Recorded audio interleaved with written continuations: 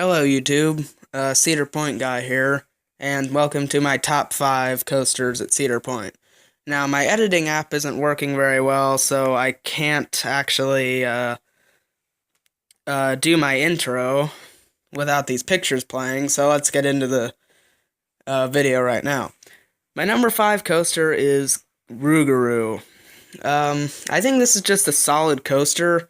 There's nothing too fantastic about it. I mean, it's fun. I kind of think that Gatekeeper was more fun. Or not Gatekeeper, I mean Mantis was more fun. Just because it was something different. I feel like this is a little bit of a less thrilling version of uh, Gatekeeper, since they're so similar.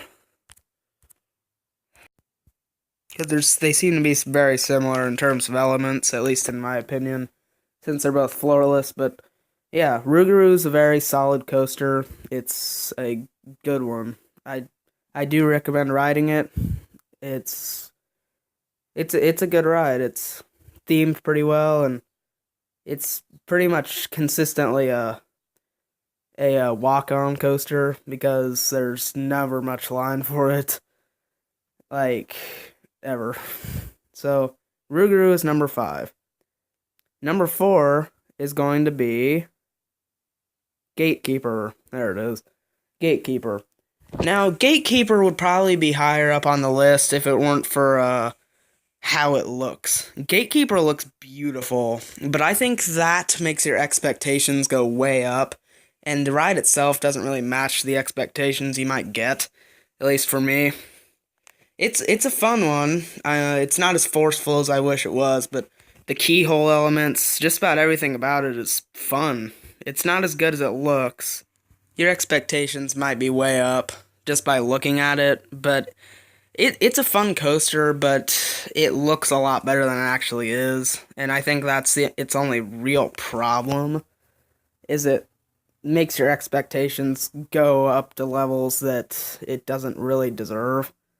It's it's a consistent coaster. It's not usually too long to wait for it. But yeah, I recommend riding this one. It's right by the front gate. Can't miss it. It's pretty fun. Unfortunately, the only way you can get Fast Lane on this coaster is with Fast Lane Plus. But yeah, again, the lines aren't all that long for it, so you may not even need to use Fast Lane Plus on it at all. Uh, I just I highly recommend it. So yeah, that's Gatekeeper.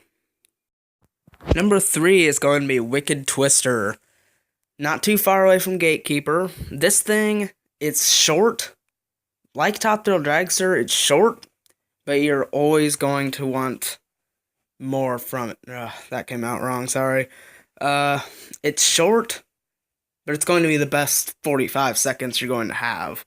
Honestly, it basically shoots you, launches you 70, what is it, 72 miles per hour, I think, up these spirals, towers, and you twist, and then you do the same thing, except in reverse.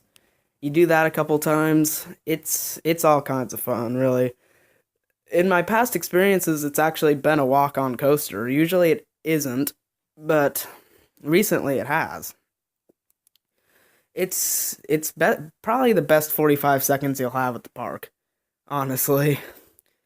Now, on to number 2. Now, number 2 is going to be Raptor. Now, with Raptor versus what I picked for my number 1 pick, it was definitely a toss-up. It was a hard choice to make between my Raptor and what my number 1 is. But what I chose for number 1 is, I think, a little bit better than this. But this thing, also not too far from Gatekeeper. It is very, very, very, very intense. This thing opened in 94, but it's still really intense. You go upside down 6 different times, and all the while, there's no ground beneath you at all. You can hear this thing from all across the Midway. It's famous for its roar, and that roar is definitely not false. It's really a roar. It's a loud one, but it is easily my second favorite ride at this park. It's just all kinds of fun. It's got everything.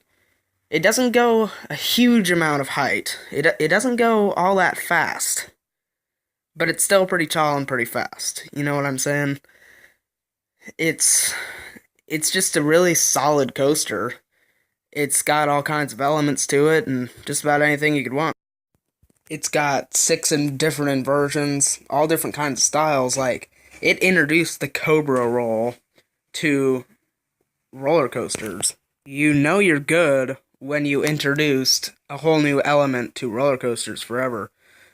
So next time you're at Cedar Point, be sure to get on this green B&M invert. It's something I promise you will not regret riding. It's just a really good coaster. Be sure to ride it next time you're at Cedar Point. And now, finally, on to my number one coaster. If you've ever been to the park, you should know my number one is. My number one is Maverick. Oh my gosh, where do I start with this thing? This thing, looking at stats of it, you wouldn't think it's very fun. Because, yeah, I'll be honest, its stats don't really reflect it very well. It's not tall at all. It's only, 107 feet, I think. But it doesn't need to be tall. When they built this thing, they weren't aiming for it to be the tallest thing. They wanted to go short. They wanted to go small. But this coaster proved that you don't need to be tall to be intense. This coaster, it's located in the frontier town area of the park, which is towards the back, if you go in from the front gate anyway. And and that's, if you ask me, that's the best part of the ride, the launch tunnel, because you're going that speed for the entire time. It's small, but it's got a long length. You're on there for a solid 2 minutes, which is pretty long for a roller coaster, honestly. And there's usually a nice size line for it, but if you ask me, it's worth it. It's worth the wait. They have two trains running at a time, so you don't really have to wait all that long because they've constantly got the trains running. And I'm sorry, my descriptions of these coasters suck, but I don't know how to describe this coaster. It's just really intense. It's really awesome. It's my favorite coaster at Cedar Point, hands down. It's something that you need to get on. So yeah, that's my top 5 coasters at Cedar Point. I hope you enjoyed this list. I'm sorry that the quality sucks really bad. And I'm sorry that